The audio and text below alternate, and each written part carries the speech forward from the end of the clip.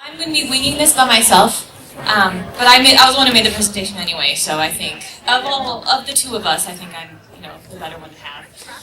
Or he's the better one to not be here. I shouldn't say the other way around. Thank you for coming. This is my first year running this panel, but I hope it's a success because I think it'll be a lot of fun. The first half is going to be kind of a fun presentation where you guys can chime in your ideas and be like, oh hey, I saw this anime that did that too, that's so ridiculous and weird.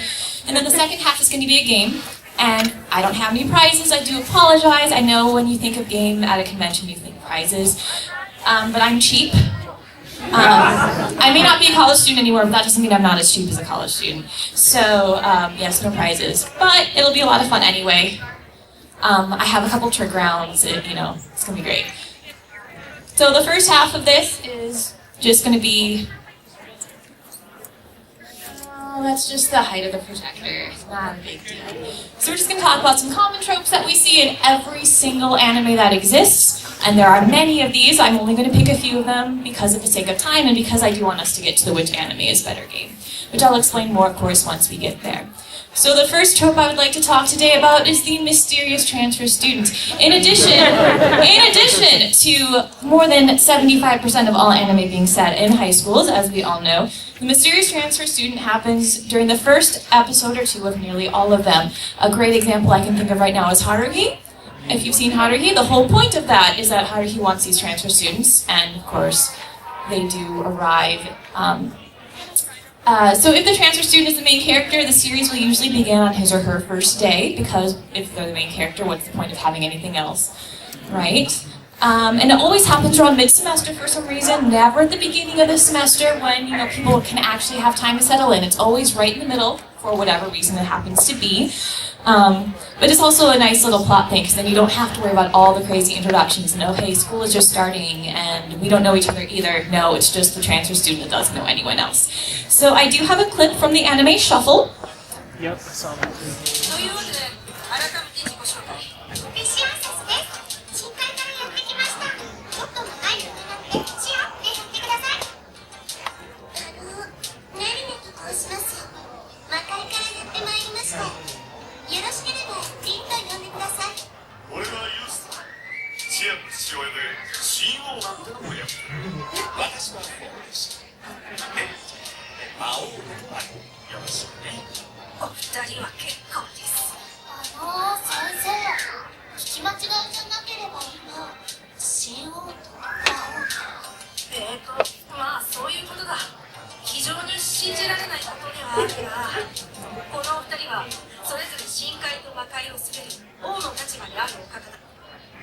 So this is the very end of the very first episode, just like what would happen in most other anime. Does anyone want to shout out any fun anime experiences with this trope particularly? Go for it! Yep, the entire point, and all the Persona games in general as well, is the protagonist is a transfer student just thrust into this unbelievable situation. Yes? Boys on Slope. Oh, Kids on the Slope, yep. That's another example. Sure, back there. Yeah. Madoka. Yes. Yeah, Kimono is the mystery. And we'll talk a bit more about Madoka later on. You with the bright wig. My bride is a mermaid. It's a transfer. Santa no Hanegome. Yep, indeed, that was kind of the point. You again. Mysterious girlfriend X. I haven't seen canon, but yeah. It's one that we're going to talk about later too. You with the top hats. Tsuritama. Yeah. Yes. Yeah, Tsuritama, the whole, yeah, they're interesting kids, aren't they? Anyone else want to? Sure! Yeah, well, and that's another twist on it. And instead of being a mysterious transfer student, it's a transfer student who is an exchange student as well. And when this happens, they're always blonde. That's the other half of the transfer student trope. Yeah, you again. I don't remember, that was a long time ago, but yes, I believe so. You again. Secret of the Stellar Wars. I haven't seen it, but sure. You guys can be taking notes on some of these, if you would like this sort of thing. Yes, in the back. Utena? Utena, yes. Yes, yep. They're also transitioning from different grade levels, so that's part of that as well. Anyone else want to throw anything out here before we move on? Even Bleach did it with Rukia at the beginning. And you know that I don't watch the Big Four, so. Alright. Our next trope is the little sister heroine. We've been seeing this a lot lately, starting with Ori no Imoto, probably kind of started this trend.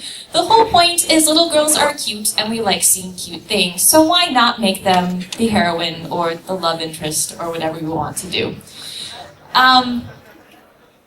Right, so this is a much more recent thing. Here's a clip from Oniai. やっぱりこの作者さんの方は最高です。私とお兄ちゃんのあるべき姿がここに。Yes, so this is so that we have Ori no Moto ga Kona ni Kawaii ga Wakagenai is what really started this about, I think that aired 09, and then we've just seen it explode ever since. I see Sword Art Online, the little sister there is another good example. But yeah, well, and that's how they get around this, is like, oh, well, they're not really siblings, they just were raised as siblings, but the one's really adopted, or a cousin, or something like that. That's how they try and get around it. Exactly, right? Who wants to shout on anything else that comes to mind? Sure, in the Persona back. 4. Yeah, Persona 4, I was gonna say, yeah. recently my sister is unusual, kind of, sort of played with this. Yep, that just finished airing. Yeah. Mhm. Anyone else want to shout anything with the blue? She's kind of a main character, Beyond the Boundary. I did not hear that, but sure. Kyono Kanata. Beyond the Boundary. Oh, Kyokai no Kanata. Yep. Anyone else want to shout anything out?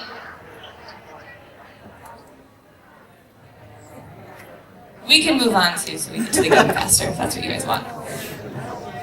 Next, we have a funny one. I went to a panel specifically on this my very first year at Detour. It's called Gratuitous Religion. So in Japan, the major religions are Shintoism and Buddhism. Everything else is like, oh, flashy and cool and exotic, so we're going to put it all in our anime because it's different and fun. And so you'll see, and it's mostly Catholicism is what they do this with, but you'll see all sorts of things. So like Tawara Majutsu no Index, the whole thing is a war between these nun factions, and they fight, and it's messed up. This next is a clip from Arakawa Under the Bridge, which is another great example.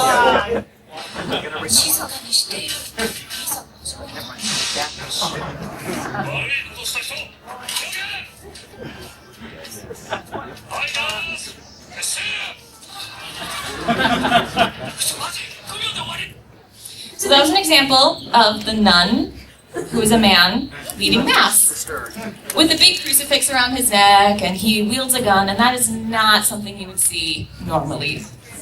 So, who wants to chat a bit about, oh my goodness, so many hands, let's just go down the row in the back, starting with you in the black t-shirt.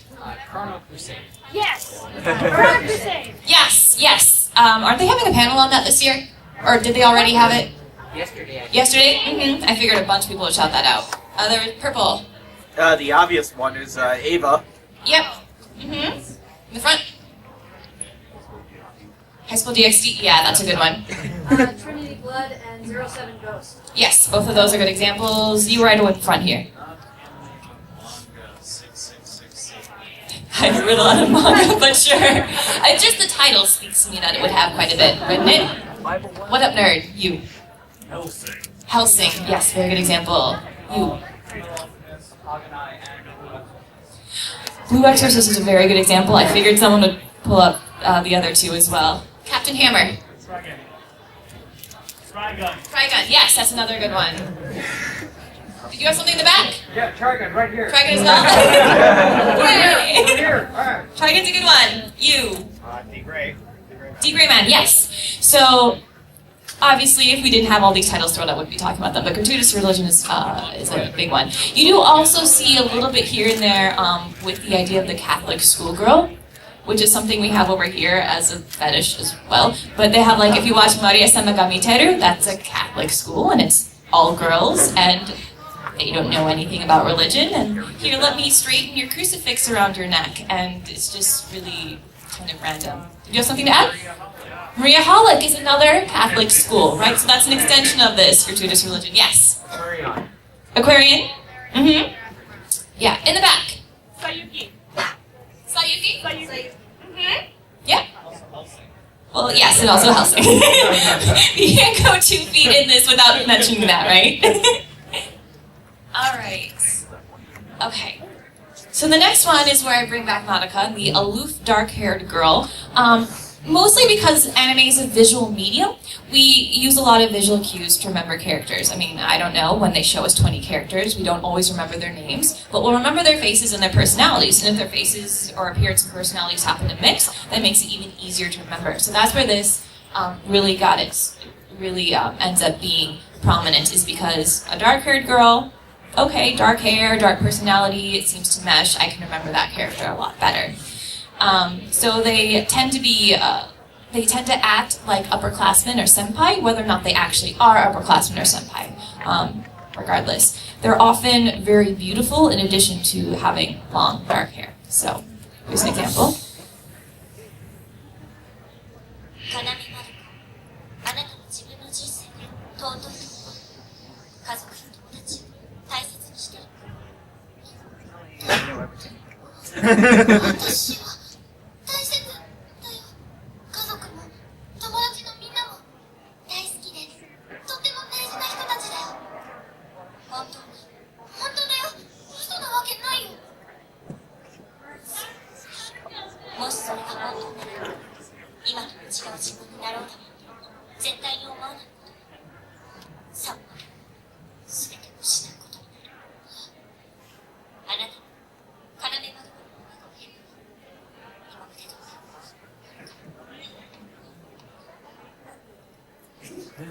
And scene. So you can see how the personality and the appearance match. You can see how Shaft, which is the animation studio, did a lot of work with shadows. Madoka was often standing in the light. A lot of times the camera angle was such that you see a lot of shadows on Homora's face. So they put a lot of things together in order to make that more prominent. So let's discuss. Who wants to? Sure. Bakemonogatari? That's a good one. Senjo Gahara. Yes. There's the male version of Kanda from Degrayman. Rayman? Sort of the same thing. Well, and that can happen too. I'm not saying it has to be a girl, but that is just what you generally see. Frozen Girl. I know that's a classic, and I know we need to see it. Right here. Higurashi? Inuyasha. Haven't seen that one either. It's one of the big ones. You. Yes, the main girl that ends up being the love interest for the pig guy. Yes. You. Negima. Mm-hmm. Yep. A lot more examples, yeah. Azumanga yes. Would agree. Sure. Okay. I'll throw out a few more examples. Mai Hime, Natsuki from Mai Hime also fits this very well. And then she's even more hidden once you realize she has a lingerie collection. Right? Yes. The world God only knows. Mm-hmm. Yep. One of the interests in that. Mm-hmm.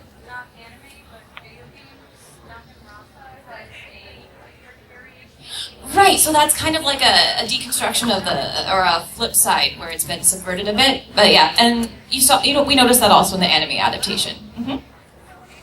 Yes. Romantic comedy Seiko. Okay. Yeah.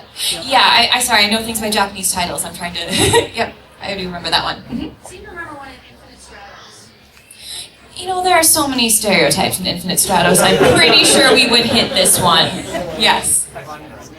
Haibane Renmei. Which is an interesting one because that's not an anime that you would expect to see a cliche, but they work it so much into the story that it doesn't seem like one. It just seems like it fits so well. In the back. It almost works with Anthe from Utna, even though she's not dark-haired so much as dark, but... Well, she's dark with the purple hair, too. Yeah. It's just, yeah, it does work with her just because of her quiet, yet damaged personality.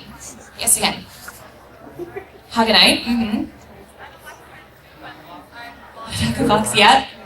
Yes. Penguin Drum. Would you say it even work with Sugin To from Rosen Maiden? She is kind of... Because she's one of the subverted ones where it's the light hair, but the dark outfit. I would say it would work with Sugin-to. I love Sugin-to so much. Yeah. Yes. Steins Gate. Mm-hmm. Okay. Like I said, I stay with the big four, so I wouldn't think of these. Another? Yeah, another's a good example. Can anyone say Here Kill go Kill? Prime. Kill a Kill? Kill a Kill? Haha, yes, Satsuki from Kill a Kill. Ergo Proxy. Ergo Proxy with Route. Yeah, these are all great examples just to show you how prevalent this stuff is. This is our last trope we'll really talk about before we get into the actual game. And this is every opening is the same. And now the video I'm going to show you is a good couple years old. Someone on YouTube made it. The video is titled, I think it is pretty much titled "Every Anime Opening Ever." I'm sure most of you have seen it, but I have the whole thing here just in case you haven't. They included around 150 different anime openings, spliced them together in a way that makes sense, which is crazy. But we could revamp this with all just anime that's aired since this was made a couple years ago, and still be able to fill just the same amount of time. What's interesting before I get into this is I've only found a few truly unique openings, and that's Fractal. They have a truly unique opening. None of these cliches that you'll see are present. And the other one is Ghost Hunt, is another one where you will not see any of these cliches present. But as for myself, those are the only two that I've seen, and I've seen 1,300 anime, so that says to you just how much these are prevalent. So you'll see people running through the credits, people coming together for a team shot, portraits that are upside down, they turn to look at the camera, panning upwards, crying or tears falling or sakura blossoms falling, all sorts of just crazy, yeah, let's just watch this. Come on.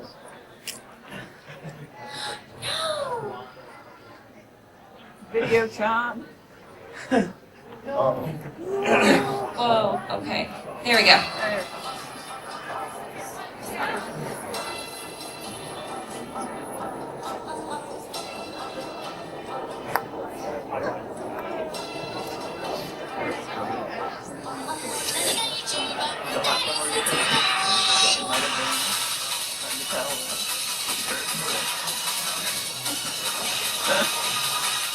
I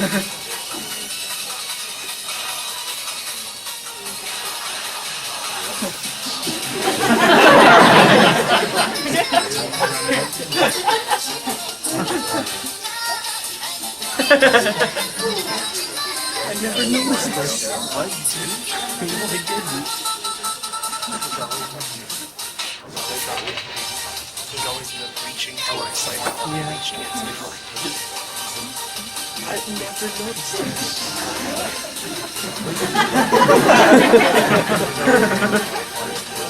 One awkward hotel.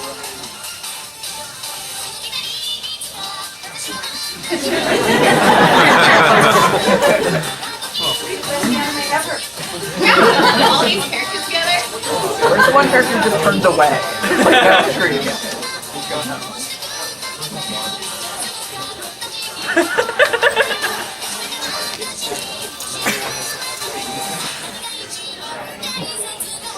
Negative. Negative for no reason. Absolutely. Staring out a window.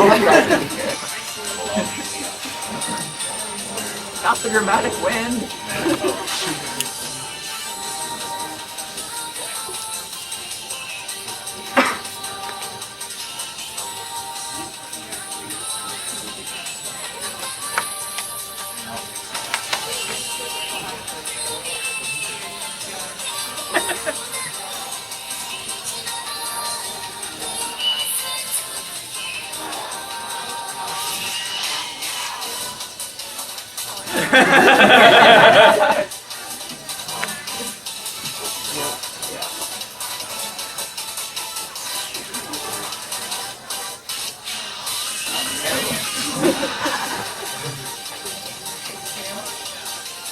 The only color is black. Shaky cam. Yeah, this is the shaky cam. This one's more subtle.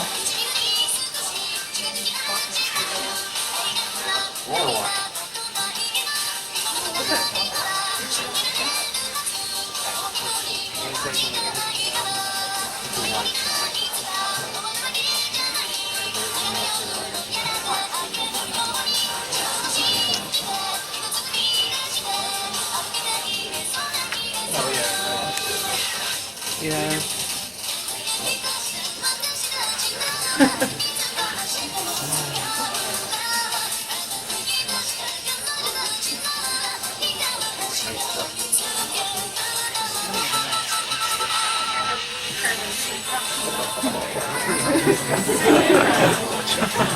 There's tears.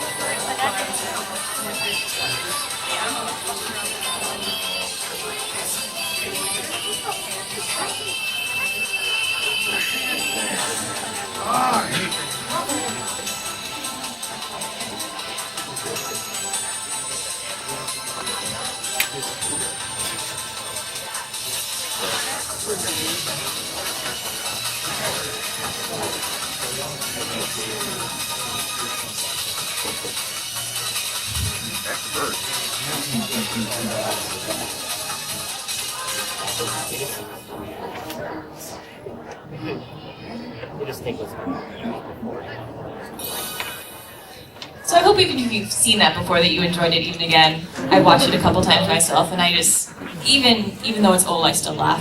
Does anyone have any comments they want to make on this? I heard a lot of people laughing about birds and how birds are apparently in every anime ever. The cicadas, you know in summer in anime when you hear the cicada noise? I mean there's little things like that that come up, right? It's apparently impossibly windy in Japan. I think it would be a mess at some point with all those characters, but it would be pretty amusing. Anyone want to have any comments? Or yeah, the back. I think the birds are kind of supposed to symbolize freedom, because a lot of anime people are struggling against something, they don't feel like they have the freedom to do what they want. Exactly, and that is probably why they include it. It's just everywhere. Yes, in the front.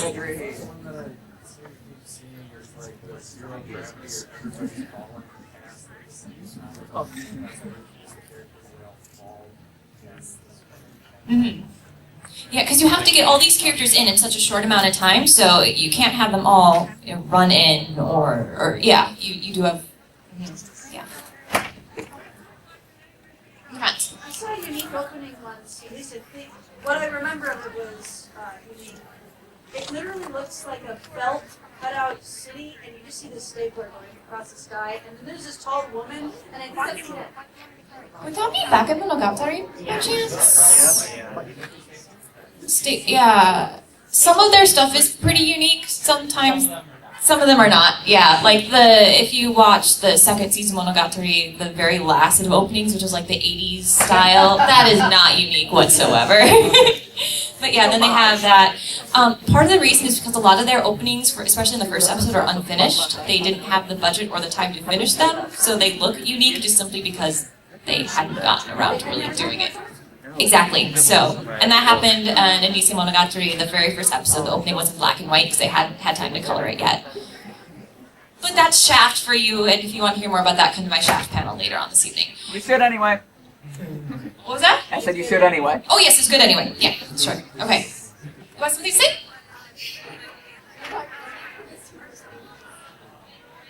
That's it. One of these days, I promise, I will see. You'd think with 1300 anime, that would be one I've seen, but it's not. Anyone else have any comments before we move on to the game? We're doing good on time, I think. Yeah, in the back, sorry. What about the opening for Honey and Clover? Because what I remember from that opening is just because of food. Yes, now that I recall, that is another one that is more unique, that doesn't fit the cliches. And it's not even animated pictures, right? It's just photographs? Well, I think it may be like... Or clay works or something like that? Something made in like paint or foam. Yeah. Yep, that's another good example of something that's actually unique in an opening.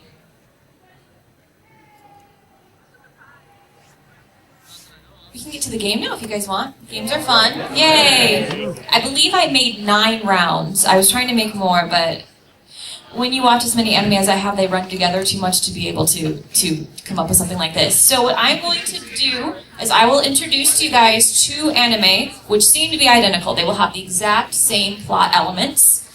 Their pictures will be very similar. I'll show you a promo shot. I'll also tell you, for those of you who care, the animation studio, director, length, and the year which it aired.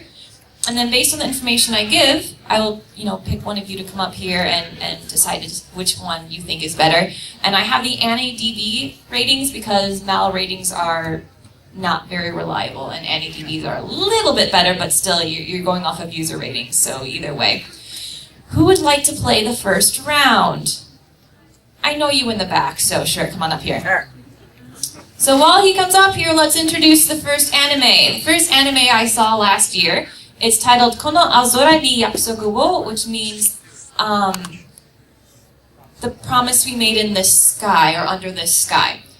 So it aired in 2007. I watched it on Crunchyroll, 13 episodes long, by Artland.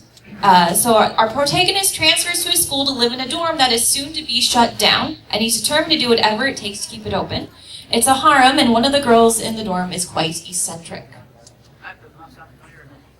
No! The pairing show is Sakura-so no Pet no Kanojo,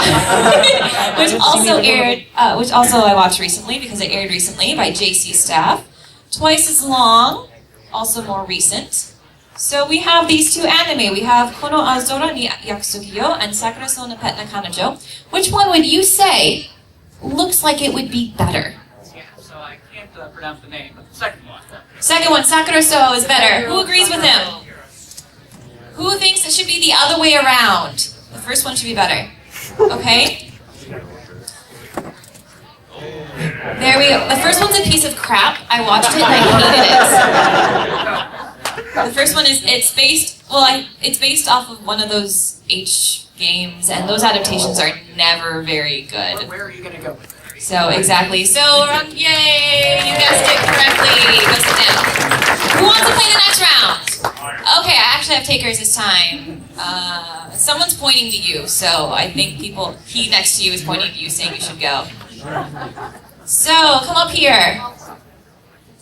Our first anime is Hidamari Sketch, which I will talk about tonight at my Shaft panel. There's been like 4 seasons of it.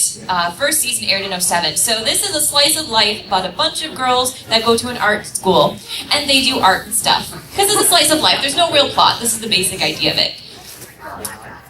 Pairing is Geijutsuka Art Design, which also has some sequels. I think they're only OVAs though. So same premise. Very similar art styles if you notice too. They're both very, very moe. So if you look at these, Hidamari Sketch and GA Art Design, which would you say would be better? Hidamari Sketch, who agrees with him? Who thinks it's the other way around? Not many of you have opinions, but they're pretty split. They're pretty close, but Hidamari Sketch, yay! Who wants to play the next round? Your hand went up really fast, so come on up here. It's hard to pick people, so I'm sorry if I don't pick you. I only have so many rounds. So we're going a little bit to the oldies for this one. So this is going to be a hard one. This is a hard one. So our first anime is Hack Sign. There are, of course, other dot hacks. There's Legend of the Twilight, there's dot hack Roots, but I think dot hack Sign specifically fit what I was looking for, which is why I picked it. So while playing his favorite video game via a virtual reality projection, our protagonist finds himself unable to log out. He is stuck in a coma in the real world until he can unlock the secrets.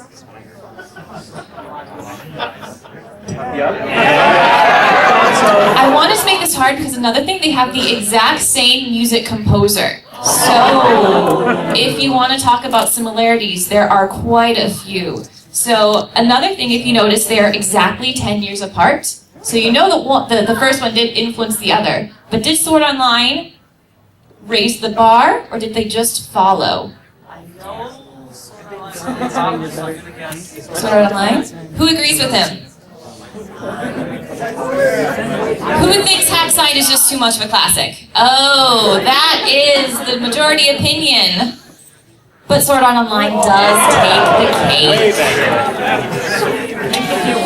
This averages amongst the viewers, so it may or may not agree with your own personal ratings. So I'm personally on the fence. I agree that either one of them could have won this one. I feel like if they had cut off at like the actual end of first arc and not done the second arc, it probably would have. In Sword Art Online? Yeah. Yes. Yes, and that is a very, very common opinion. I do agree. Who wants to There's someone already raising their hand right there for the next round. Come on up here. You're. Oh, you have a question? Sure, ask that first. How do you think Log Horizon is going to compare to this? I haven't seen it. It's very good, but I don't think it's going to be as popular as this deal. I like it better. There's just Well, you'll have to go and compare these ratings with what you see and let me know, huh? Do you have a question? Yes. Really? This is a fan question. Do you think an anime's quality should be judged by how many people like it, or the actual quality of it? And I think that depends on what approach you're taking. If you're talking about, like, is this a work of art? It should not have anything to do with reception. If you're taking, is this popular? Am I going to be able to buy merchandise? Well, that's what I'm saying. Which do you believe is better for an anime to be? Simply, popular, plays to the masses, or something? And in the end, that's going to be what people care about, especially if they're working in the industry, because they want to make a profit. They want to, but just the fans, depends on how big of an audience the other one can manage to reach. If it's artsy and really groundbreaking and it reaches a great audience, Madoka comes to mind. That worked out really well for them. But if you have something like that and it can't find an audience, it's going to die away and not have much influence on the industry. Sadly, but we've seen that happen in the past as well. Did you have a comment?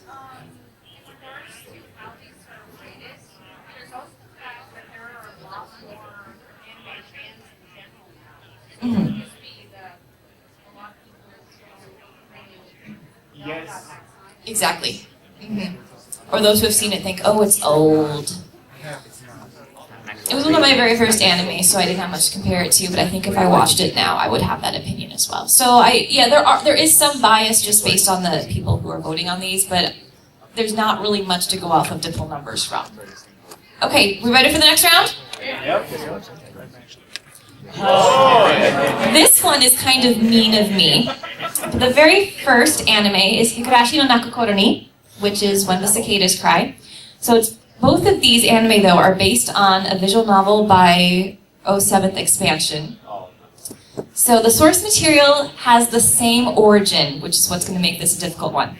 So a boy moves to a new city with his parents, who are mysteriously never appearing.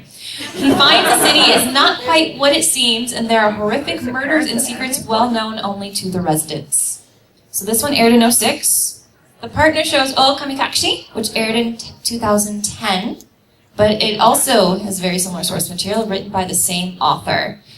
Interestingly enough, they were picked up by different animation studios, so there is a bit of a difference visually. But looking at these two, Higurashi and O Kamikakushi, which one would you say would be better? I really have actually never heard the second, so I'm going to go with Higurashi. Higurashi? Who agrees with him? Higurashi's pretty awesome, right? Who thinks it should be the other way around? The newer one should be better. That's what you'd think, right? Not even close. I personally loved O Kamikakushi, but it plays to far too many tropes to really be successful in the horror genre. Okay? Higurashi has a great background, looking around. Right. It had that nice, okay, let's restart and add a new element. Okay, let's restart and add a new element. Umineko did the same thing. Whereas O Kamikakushi was one linear story, and so it did have some faults in there. You have a comment? Yeah, I think Higurashi got attention too for the very odd art style, like the very slice of life art style paired with the horror genre, and it got all sorts of attention. Right, people were, possibly expecting something so dark from something that looked so cute. O Kamikakushi looks I mean, if you look at the character designs, we have the two oldest characters, and they look pretty adorable. But once you look at Rika and Satoko, yeah. I just hear what the butcher thinks. Yeah, that's my favorite scene. Who here has seen the live-action adaptations of Higurashi? There's live-action adaptations of the first two arcs. They have been fan-translated.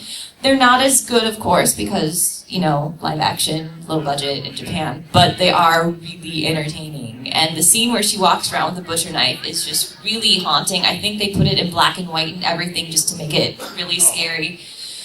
I would recommend both of the live-action movies. I hope they eventually continue the trend of making more of them, but it's been a couple of years and the actors are getting older, so. Who wants to play the next round? Okay, you have arrows pointing to you, and you've had your hand up for a while, so get up here. Oh, this is another really mean one. So our first one is a very well-known, beloved series called Shakugan no Shana, which everyone seems to like. So both of these anime, though, our protagonist, a male high school student, finds himself paired up with a tsundere with magical abilities who is voiced by, in the Japanese original source material, Kukimi Rie. They kind of like each other, but you know, she's a tsundere and stuff. Next is Hidano Aria, but if you notice, they have the same animation studio, the same director, and the same main character voiced cast. So the similarities are gigantic, which makes this one a hard one. The really only difference you have to go off of here is that Shakugan no Shana had a bunch of sequels and movies, but then again, Hidano Aria is newer, so it hasn't had a chance, really.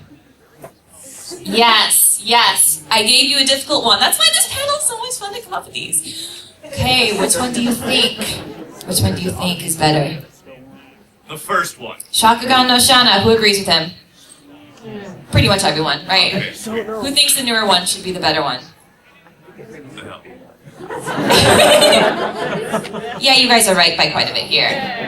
Shakugan no Shana is pretty much, I didn't care for it as much because it's not my style, but it is considered one of the classics. I mean, if you watch anime, everyone at least knows what it is. Hidano Aria suffered from a lot of flaws, a lot of it being the pacing and the length, I think. Who wants to play the next round?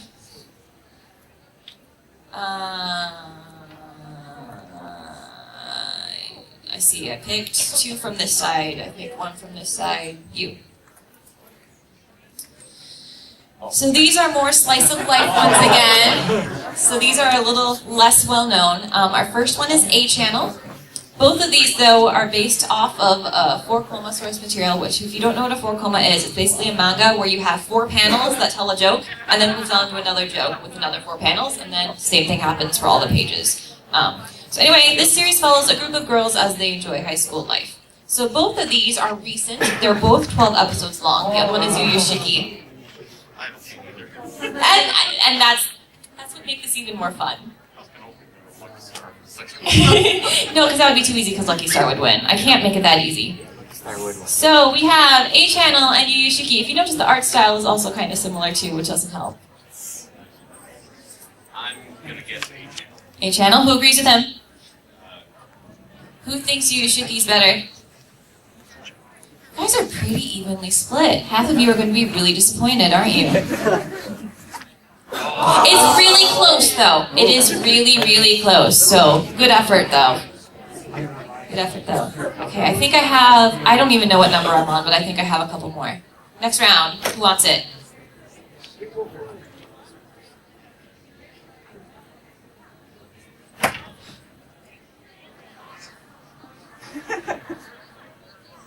Very back. That's where I'm pointing, it looks like. Our first anime is Soft Tenny. So, an all-girls sports team full of character stereotypes wants to be the best. In order to do so, a male coach is hired, and all of the girls instantly fall in love with him. So first we have Soft Tenny, which is about tennis, obviously. The difference with the second one, Rokubu, is that it is basketball. But in both cases, it's either middle school or elementary school, and there's the male coach, and they all love him to pieces. So, which one do you think is better, tennis or basketball? Or anime, not sport. That might be different.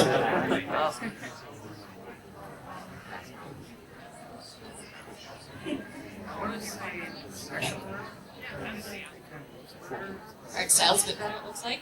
Notice these are also just promo shots. They may not be a reflection of the quality of the actual animation work, too. Yes, Rokubu is elementary school. The other one, I believe, is middle school. So if you want to go with the lollies, we can go with the lollies. Who agrees with him? Who thinks the basketball is going to be the winner here? And who thinks tennis is going to... Once again, we're pretty evenly split. This makes it fun. They both sucked. But if you had to choose, Rokubu does win, but they both absolutely sucked. I did watch them both, and God, kill me. Is it bad that ratings in these 6s are really suck shows? Then we wouldn't have it exactly. I think I have one or two more, so who wants to play the next round? You had your hand up for a while. Oh, I have 2 rounds more, because there's one after this. So this one, first anime is called Happiness. So both of these anime, though, are slice of life, and they follow a girl who enrolls in a magical school. There are day-to-day struggles, both of growing up, but also make more dramatic as many people are prejudiced against her because there's the constant racism against people who use magic. Second anime is Maho Tsukai ni Taisetsu na Sora. Something about a precious sky, magical something in the sky that's precious. I don't know. Notice, well, they're both kind of old, but both have the same length. There's also been a sequel to this, but everyone hated the sequel, so it's not being included in the consideration. So, based on what you see in front of you, which one do you think would be better? I'd like that one, but I'm guessing that one's more popular. You think Happiness is more popular? Who would agree? Who thinks the other one probably was better received? I think I got a few more takers on that one, because that one is the winner. The interesting thing is the art style in the second one. Oftentimes there are actual photographs of real locations where they're animated on top of, so the characters are drawn on top of actual photographs, which is really unique, and a lot of people like the art style, which is mostly why. Always go with the JC staff. Although they've been declining They have. recently. JC's...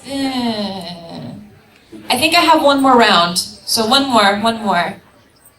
You're being pointed to. Our first anime is Air. Both of these anime are going to be based off of Key's visual novels. So I hate you already. it's going to be a win-win or a lose-lose depending on your taste. If you wish, you may start crying whenever you'd like.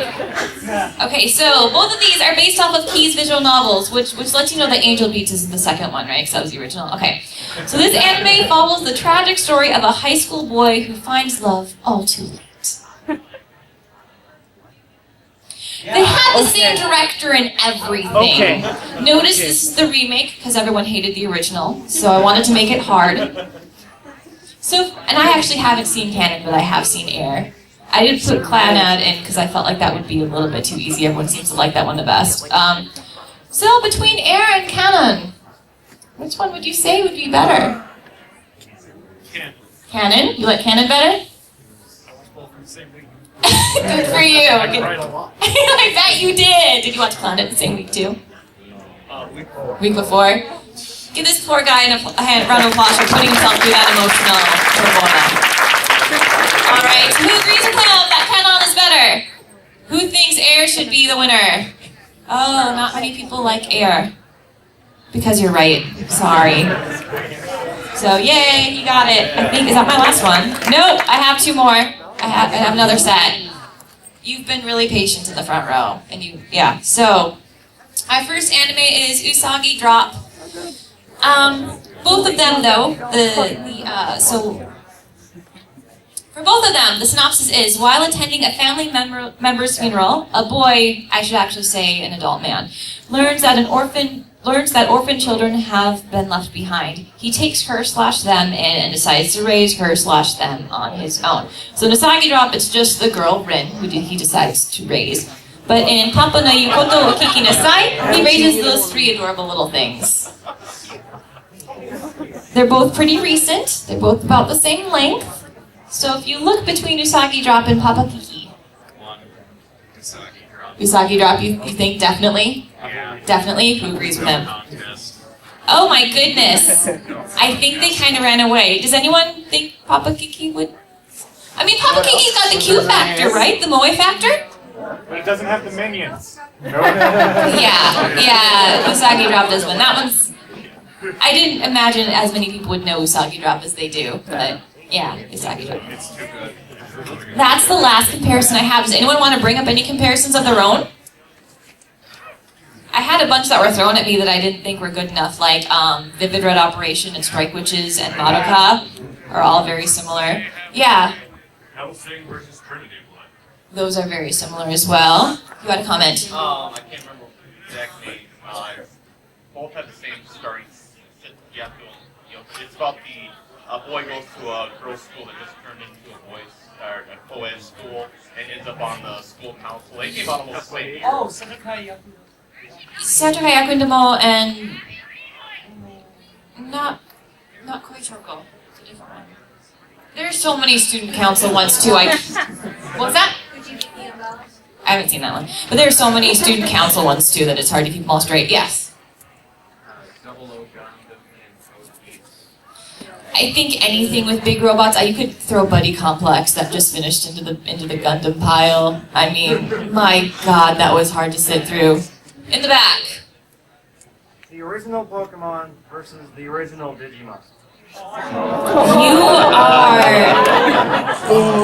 I don't want to have this debate because it could get heated. But I will respect your opinion. I do see the similarities. But the majority of the group here is disagreeing with you. Yes? Outlaw Star and Cowboy Bebop, that's another good one. Both are they were made around the same time as well if you look at comparisons to how long it's been, so art style is similar. Clan added Little Busters. Yep, Little Busters, second season just finished recently, so they both are key works again that have had 2 seasons. Second season is supposed to be the sadder one, but Little Busters I felt really just dragged at that point. Evangelion and Razafan, which is another one that I was going to put in, but I slept through a lot of Razafan, sorry. Yeah! The Digimon movies are really weird compared to the series, though, in general, aren't they? They're very different, and I can definitely see the similarity with Summer Wars.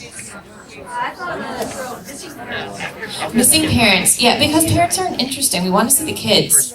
We want to be reminded of that innocence. Except Monica's parents.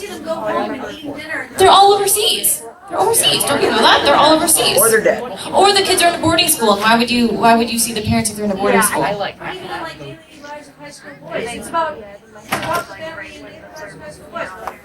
That's true. Sisters, I was like big sisters. Big sisters, because older sisters and older brothers is another trope. They should have had sports. Swimsuit episode, hot springs episode, let's go have a sleepover in the shrine episode. What am I? What other? Yeah. School trip. But Digimon came first.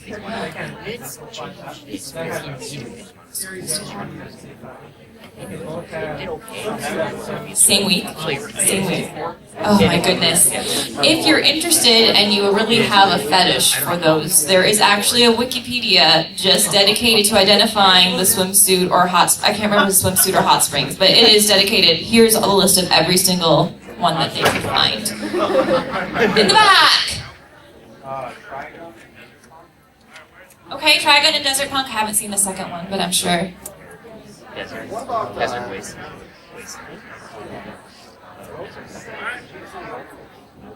Couldn't hear you. Goku-san, I believe, and GTO. GTO? Oh, I've seen GTO, but not Goku-san. It's Very similar? Okay. Except it's a chick. Ooh, I like that very much. Ooh. Go for same director, same everything projects right next to each other. Excel Saga and Kuni Kuni Poemi. Excel Saga and Kuni Kuni Poemi. Yeah, that's a... That would have been one that would have been good to put on here just to trick you out. Who else wants to bring anything up? We have like 5 minutes, I think.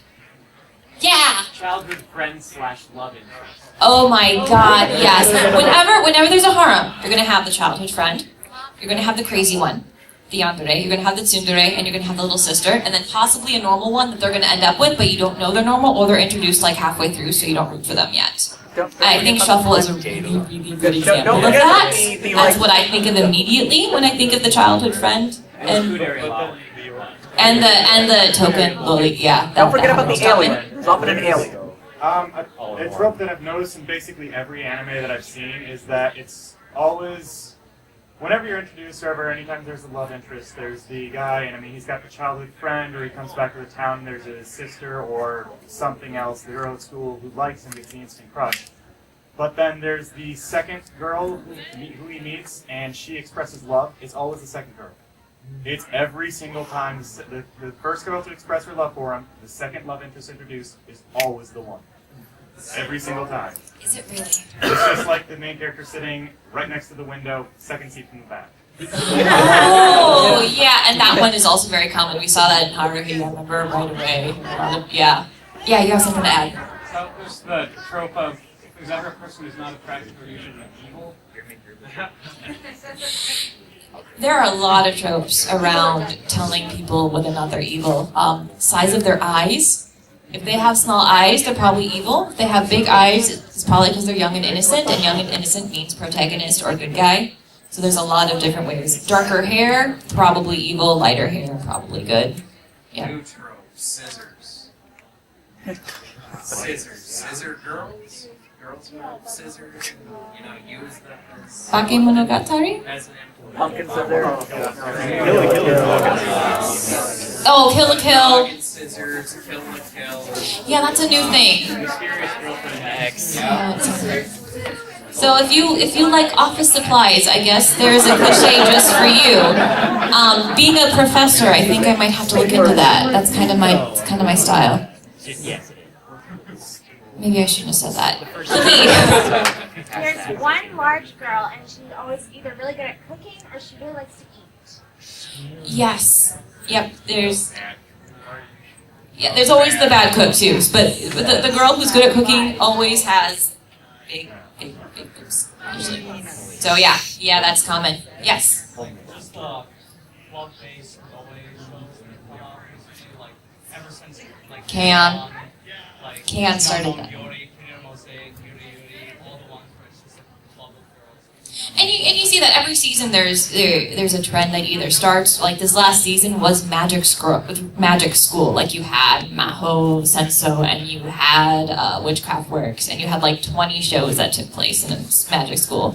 And then you have the season that's all those moe-based clubs. And then you have the season that, I don't know, is all really weird action. So yeah, you even see these come and go and then come back and then, yeah, it's really crazy. I was gonna say, one of the things I've noticed recently is a lot of the harem animes, the guy always seems to be a great cook. Really? I didn't notice that. Usually all the girls want to cook for him. Yeah, but for some reason he's always a better cook than them. That's hilarious. I stay away from harems, so I don't really notice that as much. That's a really good observation. Yeah. Yeah, because probably in most harems anymore, he always has to take care of himself, do a better job. But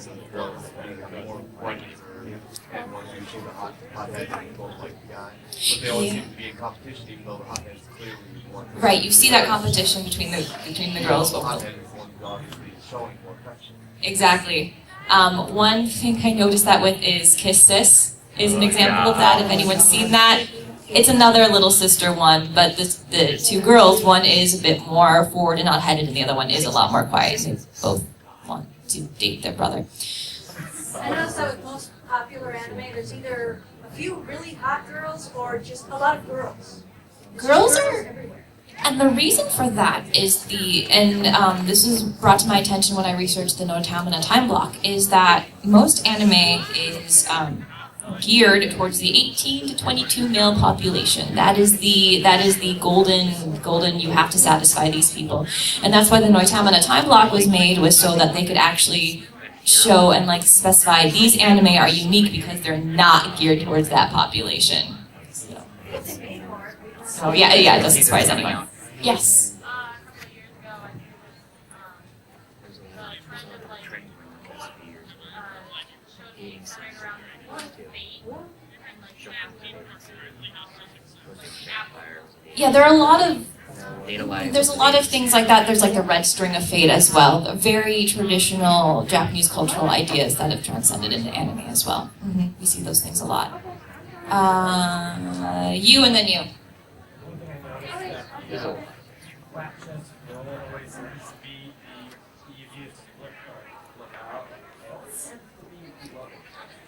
And usually when she flips out, it's because she feels inferior because she has a flat chest. We've noticed that too.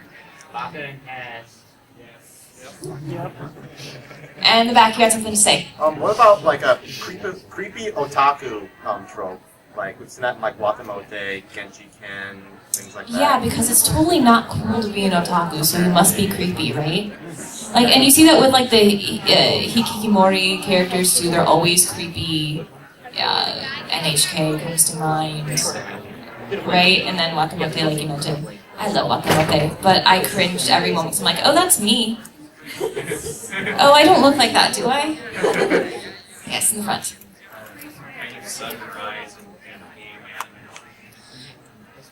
Well, the Battle Royale trope has actually been around for a while. I noticed My Hime has it. That was back in '05. Was that '05? '04, '05. But we've really seen it a lot recently with Danganronpa. And Baton. Mirai Nikki. I mean, that's my favorite trope. I gotta admit, I have a soft spot for when they can bring that and do that well. You had something to say up here. I've got another comparison. Samurai Keeper Jill and Single Boston. I haven't seen either of them, but I'm sure that's a good comparison. I have faith in all of you. Yes. Either the best friend depended on how the main character is. Either they're level-headed, like balancing out the main character being all crazy all the time, or they're the perverted, like type best friend. Right. Someone near the back had their hand up a moment ago. No? Or did they leave? People have been leaving. You again. I don't know if it's as big as it used to be, but the two useless friends, like every male main character had to have two friends who had no girlfriend, had no skills, were just totally useless, and just there to encourage and make sure that the main character was always in the spotlight. Yeah. Recently, what was it, Akunohana?